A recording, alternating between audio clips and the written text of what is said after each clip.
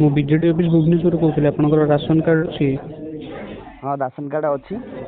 ହଁ ଠିକ୍ ଅଛି, ଧନ୍ୟବାଦ। ଆପଣଙ୍କର ମାନ୍ୟବର ଶ୍ରୀଯୁକ୍ତ ନବୀନ ପଟ୍ଟନାୟକ ଶତକଡ଼ା ମୁଖ୍ୟମନ୍ତ୍ରୀ କରିବା ପାଇଁ ବିଧାୟକ ପ୍ରାର୍ଥୀ ପ୍ରଣବ ବଳବନ୍ତରାୟ ଏବଂ ସାଂସଦ ପ୍ରାର୍ଥୀ ଶର୍ମିଷ୍ଠା ସେଠୁ ଶଙ୍କରଚରଣ ବଡ଼ଦେବୀ କ'ଣ ପାଇଁ ହ୍ୟାଲୋ ଆଜ୍ଞା। ତାଙ୍କୁ କ'ଣ ପାଇଁ ଭୋଟ ଦେମି ସେ ପ୍ରଣବକୁ? ଆପଣ କାହାକୁ ଦେବେ? ଆପଣଙ୍କ ଇଚ୍ଛା ଯାହାକୁ ଦେବେ। ଶୁଣନ୍ତୁ ଆପଣ ରାସନ କାର୍ଡ଼ କିଏ ଦେଇଛି କି?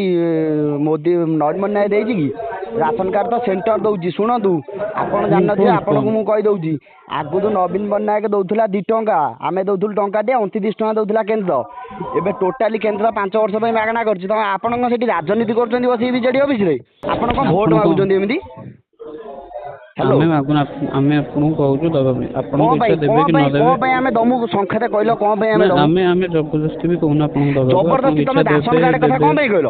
ତମେ କହିବାକୁ କିଏ? ରାସନ କାର୍ଡ଼ ତମ ଆପଣ ବାପା ସମ୍ପତ୍ତିରେ ଦେଉଛନ୍ତି? ନବୀନ ନାୟକ ତା ବାପା ସମ୍ପତ୍ତିରେ ଦେଉଛି? ଫୋନ୍ ବେଶୀ କଥା